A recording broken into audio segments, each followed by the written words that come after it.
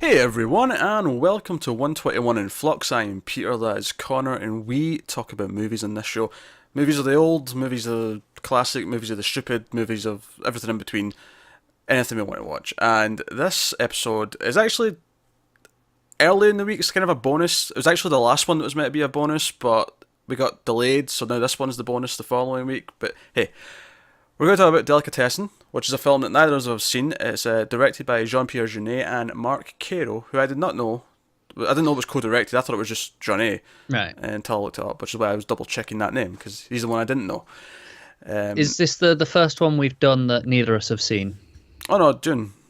Oh, of course, June. Yeah. Oh, I was just wondering if this was a fresh one. No, this is the first one since then. This is only the second one that we've both not seen. Yeah. This is something that I've been meaning to watch for a while. It pops up in a lot of lists and things like that. I've had it sitting around for like 4 years waiting to be watched. We've all got those movies. Let's be honest, was basically the pitch for this show. It was, we've got movies sitting around we need to watch. Let's have a reason to do it. There's stuff on my shelves that I've literally had for about 5 years, and I was like, I should really watch that. And I just never do. So, yeah, so I think we'll go a little bit spoiler free at the start. We'll warn you before we get into spoilers, but this is a French film. So, 1991 is when it came out, and it's a post-apocalyptic black comedy about an apartment building where the landlord is also a butcher who occasionally kills people so that they have meat for the tenants. Yeah, that pretty much sums it up. It's a bit of an odd one, this.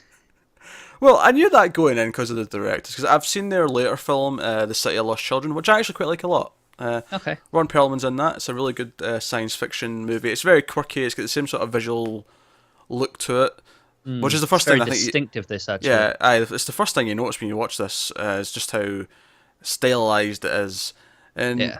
beyond just it's got a bit of a sort of yellow sort of tint to it, but that's more than that. I mean, just the way the sets look, the way they feel, the sort of not quite, but almost steampunk feel to the world. Yeah, I know what you mean. City of Lost Children was a bit more steampunky, but this still is kind of It's got that edge to it, hasn't it? Yeah, especially the sewers. When we go into the sewers and we're seeing all the pipes and the dripping water and all that, it feels very, very much that. And I like that about it, actually. I like the way it looks for the most part. I think it gives it there's a great tone and sense and mood throughout it, even though it's essentially a black comedy and the subject matter could be really dark and depressing. Yeah, it never feels that, though. Nah, it never does. Which arguably, like, one of my complaints against the film might be that. So our lead character, Louison, I have to think about how to pronounce that. There, it's a French name I'm not familiar with. It's probably still wrong, but Yeah, who is played by, let me just get the name here, Dominique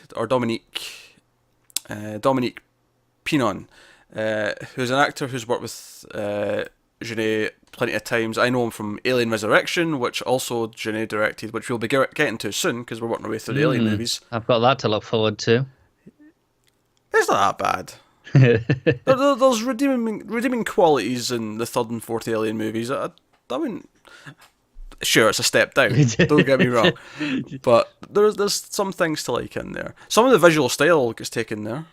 Oh, well, that leaves me something at least to look forward to for that one. Yeah, a lot darker, a much darker version of it, but certainly you'll recognise some of those elements when we get to that. But so yeah, I recognised him, of course, and he's the lead character. He moves in, and the idea is that this butcher puts out an ad for like a kind of just a helper to work at the building, do odd jobs, that kind of thing, a handyman about the building. But the whole thing is they have them there for a couple of days and then kill them and eat them, and and everyone pays each other in corn. Yeah, it's like they've established their own currency in this apartment. Yes, and so he's there, and he's an ex-clown. He used to be a clown, an entertainer, performer, and Because of course. and he falls in love with the butcher's daughter, who doesn't seem as evil as the rest of them, and actually is kind of not wanting them to be killed and eaten because she likes him. Yeah. And that's kind of the core story. So she knows they're going to try and kill him and eat him, and she's trying to stop that. And he's kind of oblivious to it, and we get the quirky romance playing out. There's also an army of underground. They're basically treated as if they're terrorists, but they're actually vegetarians. But they're the heroes because they're good guys compared to everyone in the apartment building. They are, but they're still vegetarians, so you know. It's a bit of weird. As someone who enjoys meat, it's a bit of weird messaging in this movie that the vegetarians are the heroes. Exactly. But maybe in a world where we don't have copious amounts of meat and we are struggling like this, perhaps the good people would. Yeah, perhaps the good people would be the vegetarians because the bad people would be like, "Nah, let's get into cannibalism." You never know. Yeah, I enjoyed the film. I did for the most part. Yeah. I have some issues. I don't think I've got anything specifically wrong with it. It's the sort of film where I enjoyed it. I liked it quite a bit. I didn't like it as much as City of Lost Children, and I think there wasn't like I was enjoying the characters, but there wasn't like an emotional connection to them that definitely not. That I think I did get in their later films. So I think for me, I really like the black comedy. I like the surrealist stuff. But the slapstick elements were not landing for me. I can see that. Yeah, the black coat. There's like one of the tenants is trying to commit suicide throughout the film and keeps failing.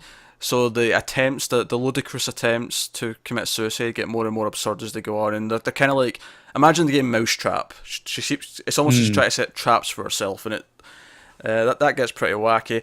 There's some really surreal things where everyone in the building is like doing something like one person's having sex, one person's playing a cello, one person's banging on a bed, and they're all doing it in sync to the same beat. Yeah. But it cuts between them and it builds a little tune, kind of almost cutting between them. And it sits on that for quite a while though. Oh, it does, yeah.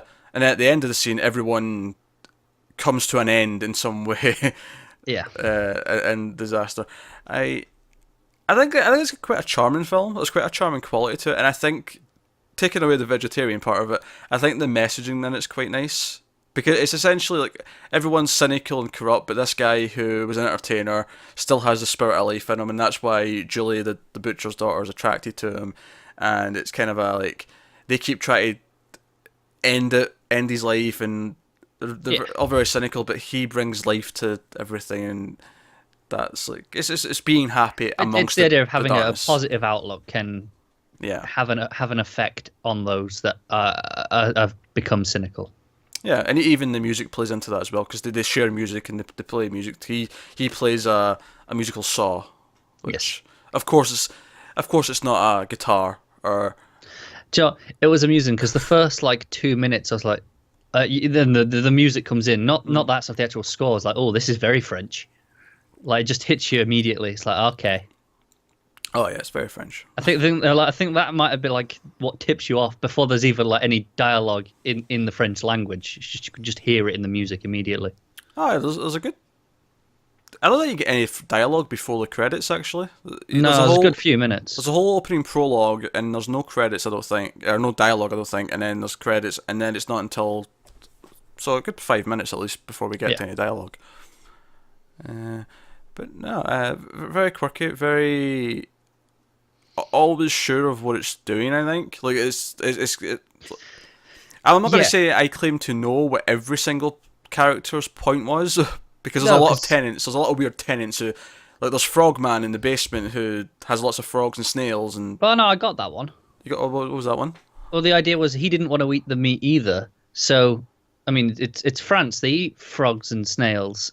So that's why he's turned his apartment into a swamp, so that vegetation is there. That's why he's eating the snails, and it's just the mountain of snail shells. Fair enough. I did not get that. Yeah, I think there's a lot of times in this film where it will just cut away to something that kind of seems unconnected, but like I say, it always seems very sure in what it's doing in the way it presents it. Oh yeah. So you kind of just roll with it. Yeah, I think that was because the idea of the vegetarians doesn't come up until fairly later on in the movie. Yeah, that guy is a lot earlier. That guy's a lot earlier. You do see him again, but it's like the most you see of him is in his establishing scene, like in the first scene where we see him and it introduces him, because otherwise just a couple of quick cutaways. So I think by the time we got got to the point where that theme was really introduced, I was forgotten they existed. But no. Also, there's an antagonist outside of the butcher himself. There's an antagonist who's a postman who delivers his mail on a motorbike. Because why not? Because it's post-apocalyptic France. The whole movie takes place in this apartment building, and there's just sort of the surrounding areas outside of the sewer where we visit at one point, where all the vegetarians reside. And that feels especially like damning to the vegetarians that they have been reduced to living in the sewers. Dear, so many jokes. So I know. So that's something I can get behind. I kind of want to just banish them down there. Dear. But no, it all takes place in this sort of mostly one location, and I actually, one of the things I really like is just how it kind of becomes its own character. Because every time it comes to like the establishing shots, when it goes outside, the apartment building's there, but the buildings on either side of it are like half torn down, and it just looks. It was post-apocalyptic. So even though we don't really see anything else in the world, you keep hearing these things, and they've still got TV, so there's still a functioning society. We hear stories of people being eaten out in the wild and that kind of thing. So it does a good job of building its world, its mythology, if you will. Even though that seems like a weird thing to talk about in a black comedy like this. It is, but it makes the comedy seem more palatable, given that it is often very surreal and it is very darkly humorous. It makes it seem like it fits more naturally because it's in this world. Honestly, I think the thing that benefits more though is actually the heart, the romance. Because you get the sense that the shittiness of this world extends beyond just these walls. It's not just this group of people, it's the entire planet, it's the entire civilization. So them finding each other, it makes you want to root for them just that little bit more, because they are finding something that's real and genuine and beautiful and artistic. They share artistic expression. And no, I think it's a sweet film. I think it's got genuine funny moments. Some things don't land. Yeah, it's mostly the slapstick stuff for me that wasn't landing, which it's not a major part of it, but it was enough to stop me laughing at times, which was a little unfortunate. Yeah. Honestly, I'd maybe shave off a few minutes of the film. I don't think it's super overly long or anything like that. I'm just thinking, it's just under an hour 40. And I'm thinking if you could shave off 5 minutes, just quicken the pace a little bit. Yeah, down to a brisk 90 minutes would probably kind of tighten it up a lot. Not that there was a super. I don't even think there's anything glaring that I can think of that was, that's fat. Because as separate as the woman trying to kill herself was, every single scene with her was hilarious. Yeah. Because I don't want to get spoilers yet, but like all these setups were really funny. Like I don't think there's anything that I would take out as a whole. It's just tightening the belt just a little bit, especially maybe early on. Maybe the opening 20 minutes could have used a little bit of trimming. Yeah, I feel like once it gets going and gets into it, it's okay. But it is that opening. It feels like you're waiting for stuff to go down just a little bit too long. Yeah, but otherwise, very stylistic, very, like I say, very charming. Has a heart. As much as I said I didn't care about the characters too much compared to the other films later on, I do think their story is sweet enough that you do kind of root for them. At one point, she's mad at him for something, and you kind of like, oh. Yeah, it's more, you care more about the idea of them because they're the only good people, more about them themselves. Yeah. Well, I think that kind of goes hand in hand with the whole movie, though. Everything's symbolic rather than just being what it is. Yeah. It's just, so I think that's almost to its benefit that it feels that way, because that's kind of the point of the whole movie. Is everything's a heightened thing where it's you could I think the some of the characters don't even have names. They're just their titles. They're the descriptor, what they are. The postman is just the postman, and so on. Yeah, like even the butcher, he does have a name, but mostly you just think of him as the butcher. Yeah. So so I think we'll go into some spoilers. Talk about some specific moments. So full spoilers from this point on for Delicatessen. Let's talk about Suicide Lady, because Okay. well, first Let's of all, start with that. there was the two guys that were up top who were making. What were they making? Did you get what they were making? No.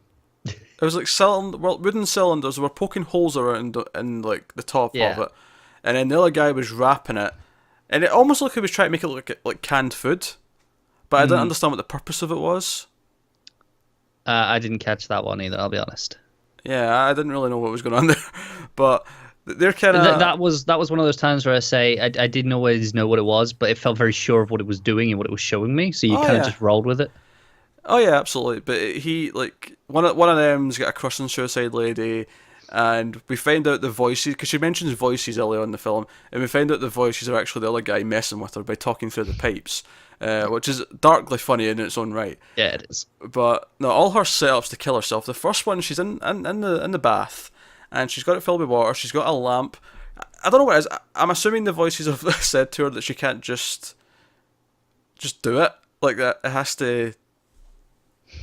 has to be triggered. It has to be like a game of mousetrap where someone else actually triggers the death, because all of our setups rely on someone opening a door or ringing the doorbell or something like that.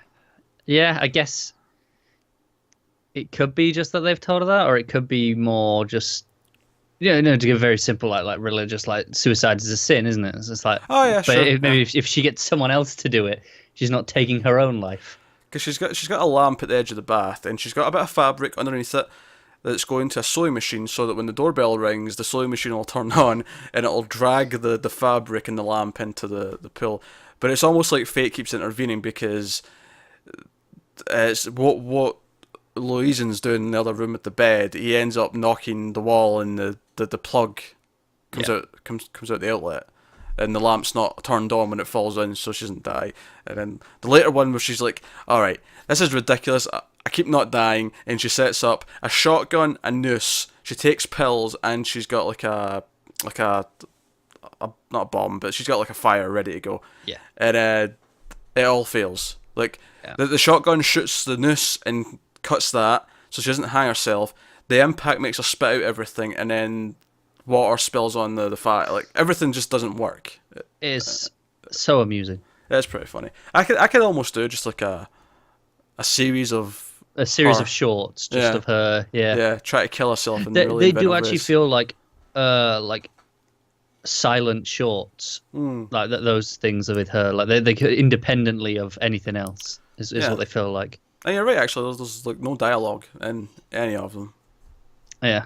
So it's all feel very early cinema. Yeah, it's all very visual stuff. Yeah. But it all works, and it's all pretty funny. If you've got a dark sense of humour, it's pretty amusing.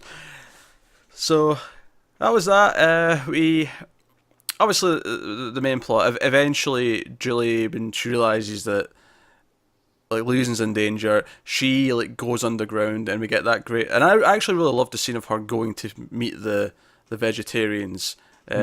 The Troglodytes or something they were called. The Troglodytes? Yeah, they had a name, but I'm just going to call them the vegetarians. Mole people. Aye. But like everything in that sewer, like sewers should not look as atmospheric and as enticing as this does to me. I agree. They look... It's like the opposite of the above ground world, where everything is decrepit and falling down and decaying. This looks like there is a functioning society building in them. Yeah, and just everything's dripping with water. Everything's lit with this sort of weird green light. It has a style. And I loved all that. And then they all jump out, and she makes a pact that, right, my daddy butcher's got all this corn that he's had stacked up. That's what he's been collecting. 30 bags, I think it was.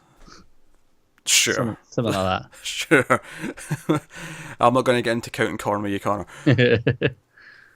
But it's like, right, you can have all the corn, you can sneak in and get all the corn, but you have to sneak in and get me and Louisen out. We want to be safe and get away from them. So the last like 30-40 minutes of the film, we've got all these vegetarians with the suction cups inside the walls of the apartment building. Utterly ludicrous. It's utterly ludicrous, but it's fantastic. Yeah. I love all of it. It's great. And they're out with the suction cups, and they're climbing up, and they actually kidnap the wrong person. They kidnap the I'll call her the slut, because that's essentially what she was. She was paying for her meat by having sex with the butcher, and she's the one that pissed off Julie at one point because she was dancing with Louise, but they kidnap her by accident instead of getting him. And there's actually a really funny scene where they're arguing. I was like, because the guy who's responsible, the one who's responsible, is like, well, there you go, I got them, and he's like, she said it was a man, and he's like, maybe, need to check. It was just a really, really, it kind of just plays into what a lot of this movie was. A lot of it's really witty. Even something as simple as, like, there's a couple in the building with they've got the kids. There's 2 kids that are running around, but they've got a grandma, and the butcher's like, well, you're behind on rent. You're gonna have to supply me with something. So he sets up an accident for the grandma, and the grandma ends up dying, and that gives us some more meat. But even that, all of that was again really funny. It was, and it was cracking me up when they were leaving the butchers with the meat, and she was like, oh, I wish I could have said goodbye. Yeah, her own, presumably her daughter, the grandma's daughter, is holding the meat that she's going to be eating for dinner, and it's like, I wish I could have said goodbye. Yeah. And the husband's like, well, you kind of can. Say goodbye as you're eating. It was really cracking me up, that. No, it's that just kind of, so all the absurdity, especially in the last half of the movie, with them, and they eventually get to the point where they're getting chased because they find out that one of Leeson's clown performances is going to be on TV. So him and Julie sit down to watch it, and this is when the butcher decides to mess with the TV aerial on the roof. Clearly showing what time period where this was made in, but he's messing with the aerial, and it results in the fight. And and I love that the villain's chasing him around with big cleavers. He's like throwing cleavers at him. It's so clown-like. Like, it is. Yeah. They keep referencing his big shoes. Yeah, I don't even. Did he even have big shoes? I didn't even notice. He did. I noticed it. I noticed it in the scene where he was, he was dancing with the slut. With the slut, yes. We've committed to that name now. Aye, sure. I noticed it a lot in that one. Yeah. Well, he also had a third leg in that scene. He did. He was doing a bit. He had like a performance he was doing. Obviously, he had to trade his shoes at the start as well. So you see him then.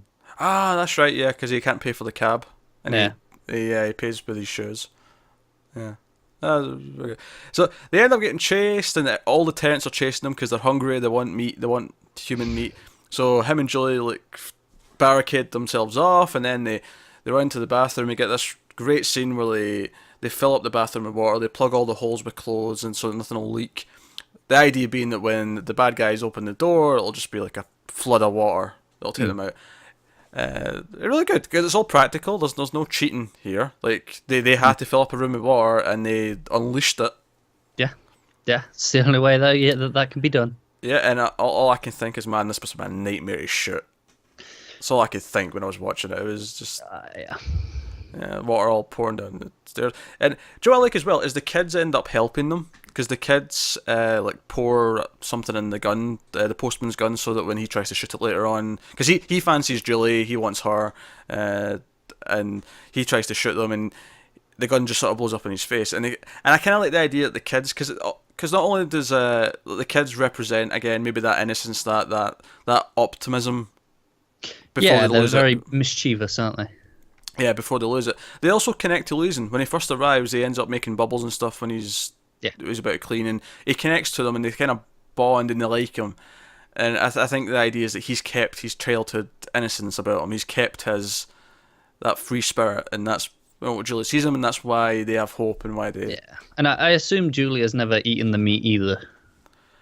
Yeah, you'd get that. Yeah. Like, that was the impression I was getting, like her father had never given it to her. Yeah.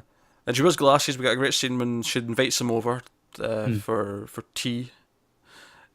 She usually wears glasses, but she took them off because this is one of these weird relics of an older time where people used to seem to think that glasses were unattractive, which I find highly offensive. I mean, they're not wrong. Shut up. No, but it's one of those like no one thinks like that anymore. No, No they one don't. cares. Like if No. anything, like some people look better with glasses. I'm not saying I do, but some people do. Some people put on glasses and like you really suit those, or vice versa. Like, but it's just one of these weird things. It's one of these weird relics of how people used to think. But she has the tea party, as we'll call it, blind essentially. She can barely see, and she's like pouring and it becomes a running joke where she keeps over pouring the cups. And This is one of those little bits where I wasn't as keen on the slapstick of that. okay, you weren't into the tea pouring as much. No, it felt a little bit cheap compared to some of the rest of it for me. I like the tea bit. The stuff after with the vase and all that, I wasn't as keen on. That's But like the first bit was okay, but it kind of went on too long for me. the reason why I liked the tea stuff though was because it was like a little. Again, it was going back to that Silent Cinema earlier, where it was all visual gags, and the way he kept moving things around the table for it to hit the right thing. Him try to like course correct everything on the table and move around her as she was doing stuff. I thought was kind of amusing. It felt very old school to me. No, I like that part. It was kind of once she got up from the table. Yeah, we got to the vase and all that. Yeah, that's when I started feeling like it was just there because, if that makes sense. Like it stopped I get your adding feeling. it stopped adding to it for me. It was just diminishing returns, I guess. Within its own scene, it went on just too much for me. Well, maybe that's part of what you'd cut. If we were trimming those 5 minutes that I said, I feel like it could have trimmed. Maybe that's like a minute you take away there, but no. But I think why it works is because they do have chemistry and it is kind of charming and yeah, definitely. It's kind of that they're going to fall around each other clumsily until they eventually just like fall into each other and kiss. This is essentially the movie as it plays out. But no, so yeah, I think all that stuff, like their relationship works quite well. And that's kind of the heart of the movie and what the movie's about. So, anything else you want to talk? Any specific moments? We mentioned the scene where everyone's doing stuff in beat.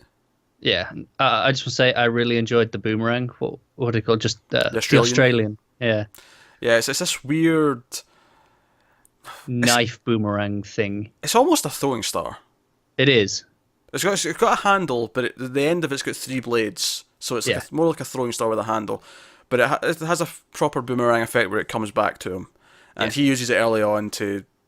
Set out what it is. Yeah, it sets up what it is and how good he is with it. But he mentions, it's only as good as the master who's using it.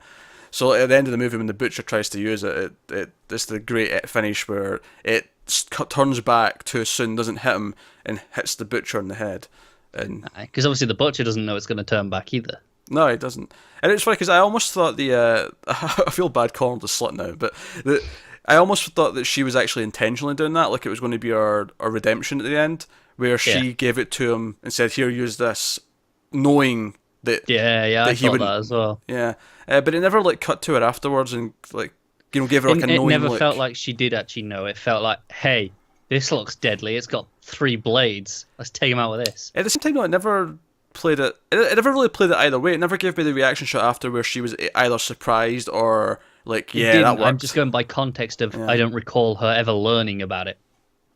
No, she did learn it. Did she learn about it? She was the one that was with. Yeah. Because it was her bra. Because the kids got her bra and put it on the. So the she post. would know it was. They comes back. She was the one who said that it was. You have to be a master of it. So that's why I was thinking. She must have known. Either that or she's stupid. Yeah, she was never shown to be stupid, though, was she? Nah, she wasn't. She seemed quite capable. I guess it is just missing that extra shot then. Yeah, I've heard just been like, I intended that to happen. Yeah. Yeah. Just to solidify her redemptive arc. Yeah, there you go. So, pretty enjoyable, though.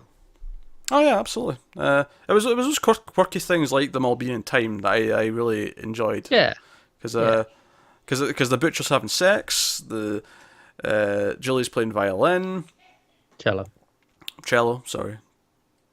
Same difference. But what I like about it though is how it all ends. Like obviously the sex ends with presumably the climax of the sex, but Louisen's painting the ceiling, and he's on this weird strap thing because he's reaching out to the middle of the room, which is just absurd to look at in and of itself. And he's painting the room, and he ends up falling. The cello string snaps at the end. Like everything climaxes in a weird way, and they all end abruptly. Yeah, and I really like how it is just it cuts away. It's on it for a good couple of minutes. It doesn't really play into anything else. It's just there just for its own moment. It's just, well, it's the first scene where it really establishes everyone in the building, I think. Like, it's showing you lots of people at the same time. Yeah. And I think it does that. And I think it sets the... Not that what's before it doesn't set the tone, but it really sets the tone, and it really puts you in the mindset of what's going. And I like it because because it starts with the sex, and I like that it starts with the sex because it feels like everything's getting faster as it goes. So it does feel like it's all building to a climax. Yeah. So it's, if nothing else, it's a really impressive bit of editing. I would agree with that, yeah. Yeah, because it all works and builds. So it's cool. Actually, the final trailer for Kong Skull Island came out today. Yes, I watched it. There was a bit in the trailer that I thought was really inventive with the music. Where you know how comedies do that thing where the music will dip out for a joke? Yeah. In the Kong Skull Island trailer, they did a very similar thing to this almost, where it went to a gun clicking, but it made it part of the beat of the song. So the song stopped for like just 2 seconds, and it was like ch-ch-ch, and then it kept going. Yeah. Yeah, it did a similar thing in the Suicide Squad trailer with the opening of the can. If you recall, where the music dropped out and the can opened where the beat should have been. I do remember it. I don't think it was as good though. I don't know. I think it was as good in my mind.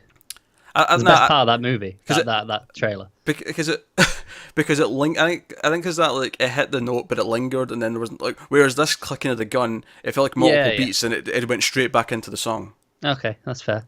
So it was so seamless the way it went into it and back out of it. It was good.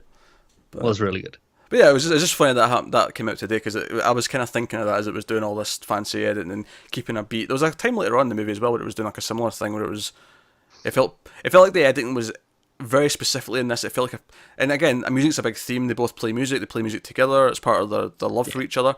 I feel like the editing was very intentionally paced like music. Like there was always a beat. It was very pulse. Yeah. It was always on the pulse. Yeah. So, no, Delicatessen. Yeah, not a bad watch, given that I went in knowing pretty much nothing. I didn't really know anything either. All I knew was the shot of him as if his head had been cut off, and we find out it was just him playing a clown prank. It's a magic trick. Yeah, it's a magic trick. A stage magician thing almost. But that's the image I remember, is his head in a plate with the cleaver in his head. Yeah. Which is actually especially ironic, given that there's actually a guy with a cleaver who's going to try and kill him later. Yeah, which is why her reaction is amusing to that. Oh yeah, because she's like, oh god, no, it's already happened. Yeah. But of course it's not poor taste on his part because he doesn't know that's a threat yet. He's just doing his thing. He's just doing his clown stuff. He's clowning around. Very good. All right, do you want to do some ratings then? Yeah, I can do. All right. Have a bit of a think, haven't we? Yeah, well, I'm not giving it a 10, which I've done for the past 2, but that's because we watched some of my favourite movies. We did, admittedly. This is... I'm tempted to say 8. But does it quite hit that? Is it maybe 7.5? Personally, I'm leaning to 7.5, where I enjoyed it a lot, but there was just a few times, and especially towards the start, where it just went on too long. It's like it's not quite great.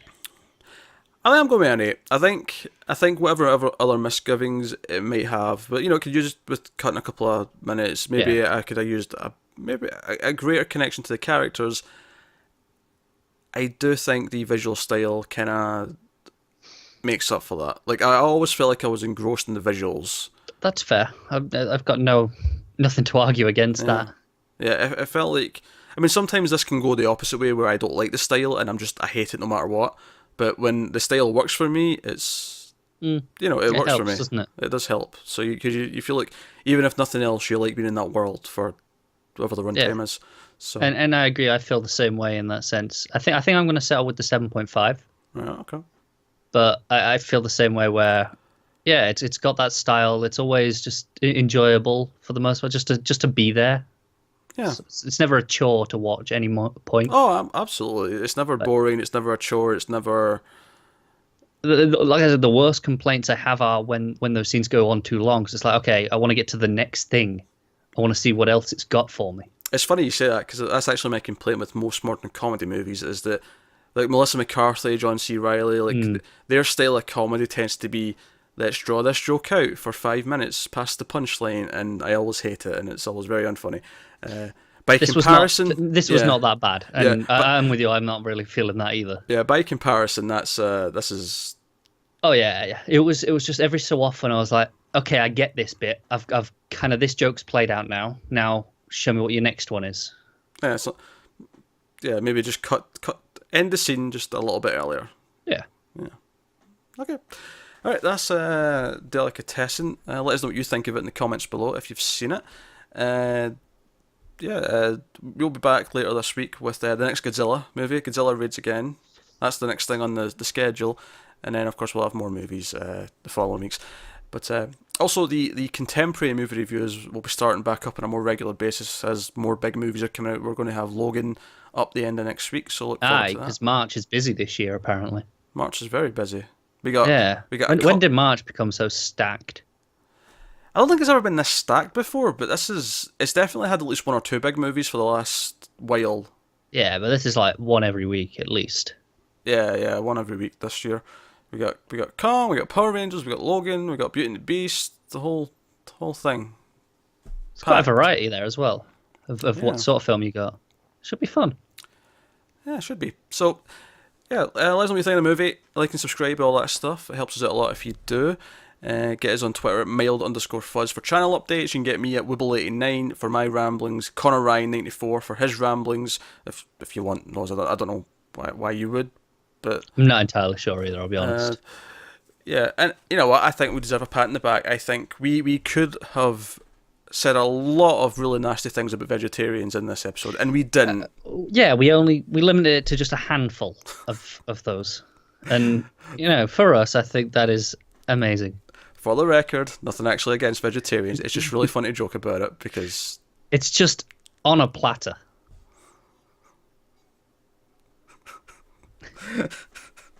It's just right there. There's a joke to be made of what you just said. I know. I realised after I said it, and I was like, that was not intentional. There. There you go, guys. That's Delicatessen. Thank you very much for watching. Like and subscribe. I said all that already. What am I doing? Yeah. Keep watching movies, guys. We'll see you next time.